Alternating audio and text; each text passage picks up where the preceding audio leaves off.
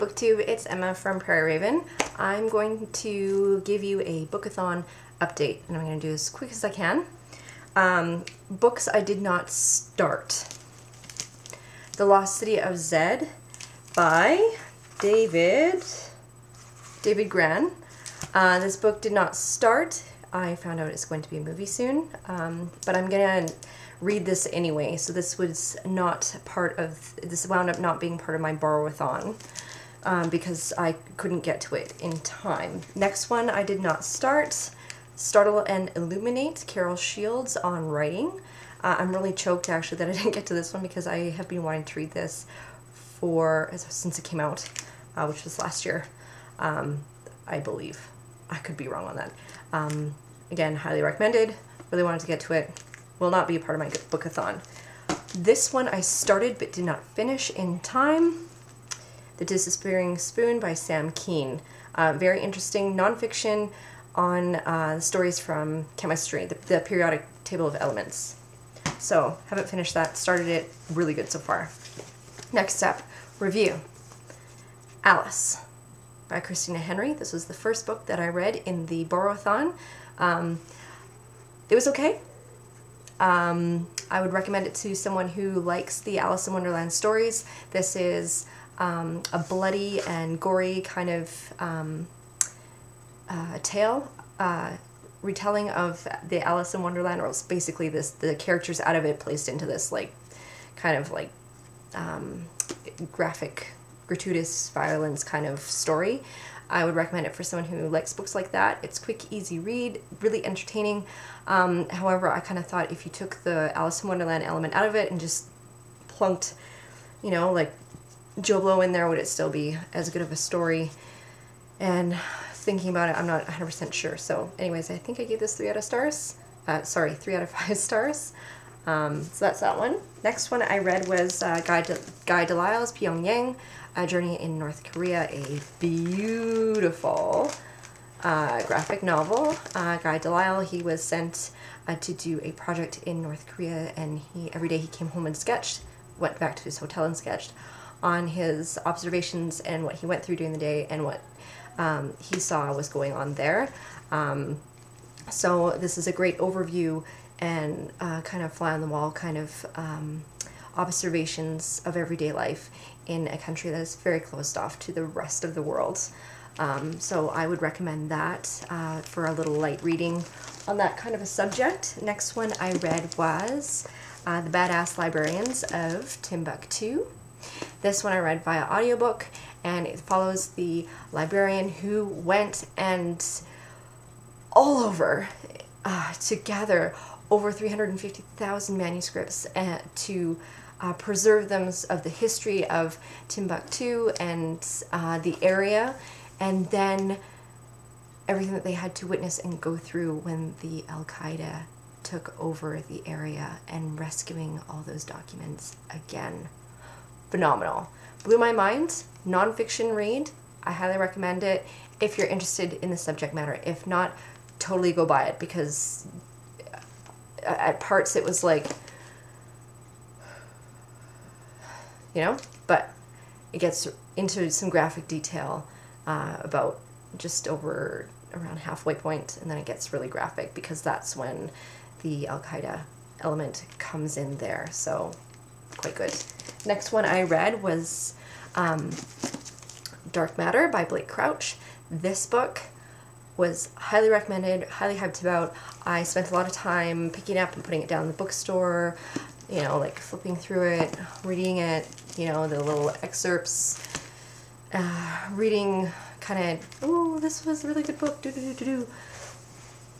I think I got caught up in the hype and it made me a little bit cynical and jaded or something like that when it came to reading it, because it was, for me, predictable and very sliding doors-ish, you know, love story, science fiction love story, you know, with the multiverse theory, and then it just seemed like he wrote himself into, it's almost like painting yourself into a corner and then figuring, how do I get out of this?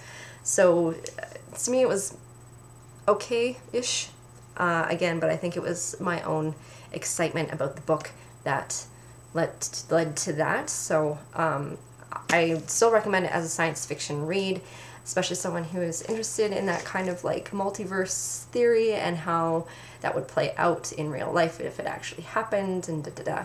So that's Dark Matter. I think I gave it 3 stars. I don't know if I'll pick it up again. I'm kind of bummed. Actually, I'm more than bummed. I'm like super bummed because it guts me when I don't love a book that someone's recommended to me, and I feel absolutely awful about it. So anyway, so that's that. Light Crouch, Dark Matter. Last but not least, Persepolis.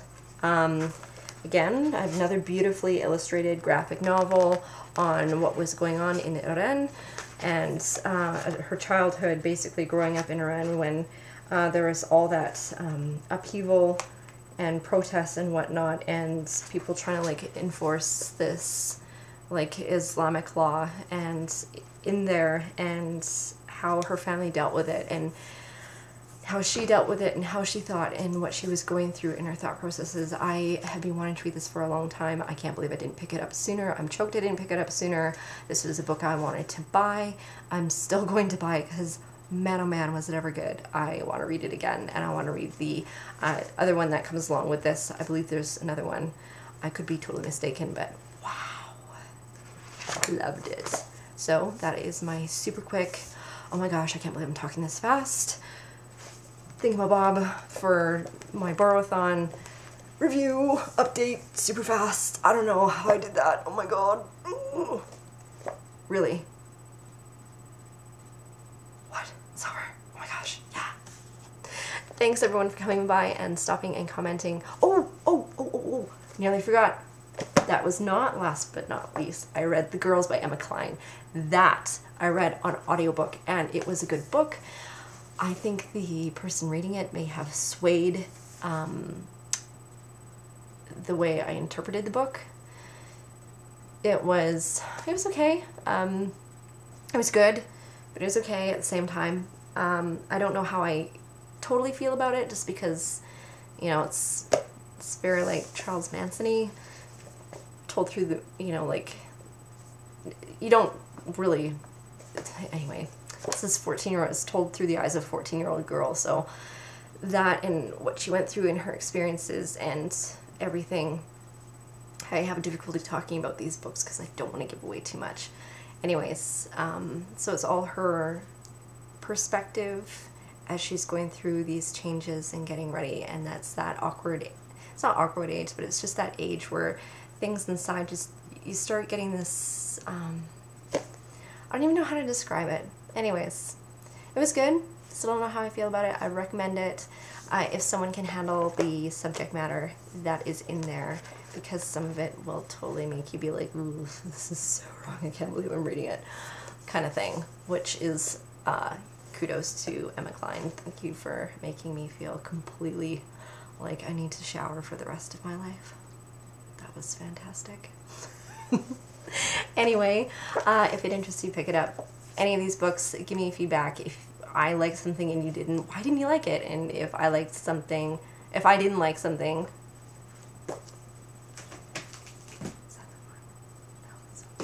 I can't even grab it right now. Fail. Anyway, so that's it. Thanks, and I will talk to you later. And thanks for coming by. I appreciate it. And for subscribing, commenting, all that fun stuff. And I don't think I could talk. I'm actually tired from talking that much and so fast. How did I do it? I don't know. See you next time.